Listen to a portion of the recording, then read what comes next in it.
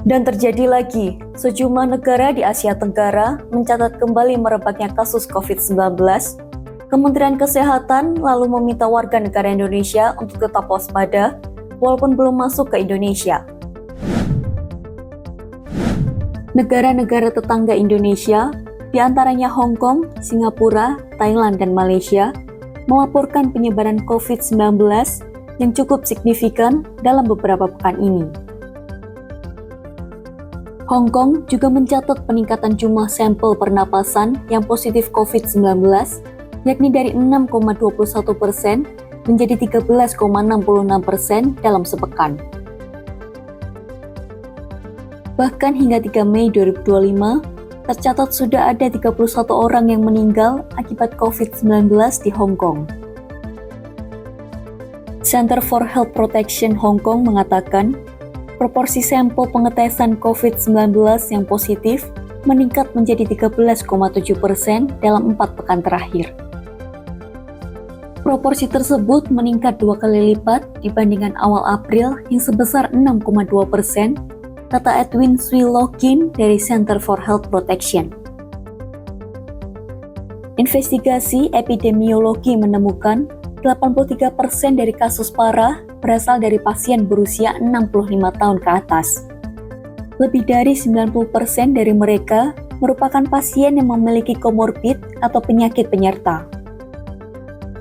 Sementara di Singapura, dilansir dari Indian Express, Minggu 18 Mei 2025, perkiraan jumlah kasus COVID-19 hingga 3 Mei 2025 mencapai 3.100 dalam kurun waktu sepekan.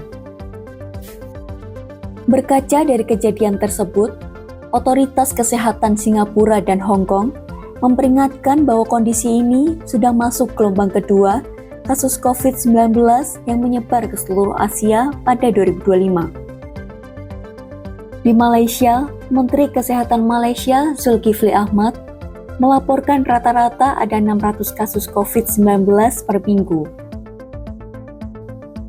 Sejak awal 2025 hingga 10 Mei, Malaysia telah mencatat 11.727 kasus COVID-19. Jumlah tertinggi terjadi di awal tahun, lalu menurun dan tetap stabil dalam beberapa pekan terakhir. Menurut dia, situasi di dalam negeri masih terkendali, dengan rata-rata 600 kasus per minggu di bawah ambang kewaspadaan. Berbeda dengan Malaysia, Thailand mencatat lebih dari 16.600 kasus baru dan 6 kematian akibat COVID-19 dalam periode 4 hingga 10 Mei.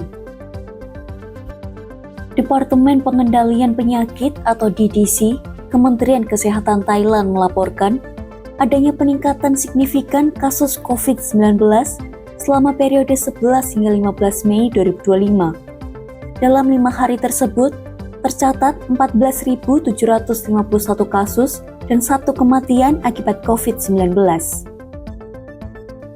Secara keseluruhan, sejak 1 Januari hingga 15 Mei 2025, Thailand telah mencatat 84.488 kasus COVID-19 dengan 24 kematian, menghasilkan tingkat kematian atau Case Fatality Rate atau CFR sebesar 0,03%.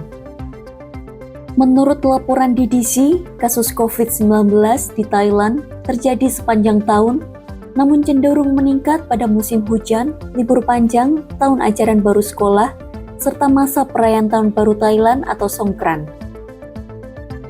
WNI yang berada atau berencana ke Thailand diimbau oleh otoritas kesehatan Indonesia untuk menerapkan protokol kesehatan termasuk memakai masker saat batuk pilek, mencuci tangan, serta menjaga etika batuk dan bersin dan tidak bepergian saat sakit, tulis Kemenkes dalam peringatannya.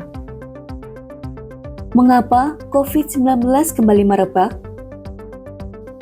Merebaknya kasus COVID-19 di Asia disebabkan karena turunnya kekebalan tubuh atau imunitas masyarakatnya.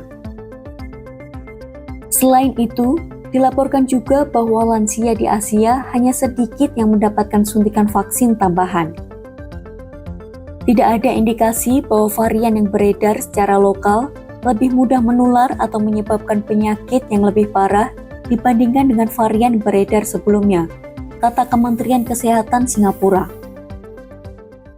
Dilansir dari Business Standard, Sabtu 17 Mei 2025, Singapura saat ini tengah berfokus memberikan pembaruan kasus ketika ada lonjakan yang nyata. Meski begitu, peningkatan kasus dapat disebabkan oleh beberapa faktor, termasuk menurunnya kekebalan populasi. Namun, tidak ada indikasi bahwa varian yang beredar lebih mudah menular. Kemenkes Singapura juga menyampaikan, varian yang kini beredar belum tentu menyebabkan kasus yang lebih parah dibandingkan dengan pandemi COVID-19 yang terjadi pada 2019. Dengan adanya gelombang penyakit ini, masyarakat diimbau untuk terus memperbarui vaksinasi mereka.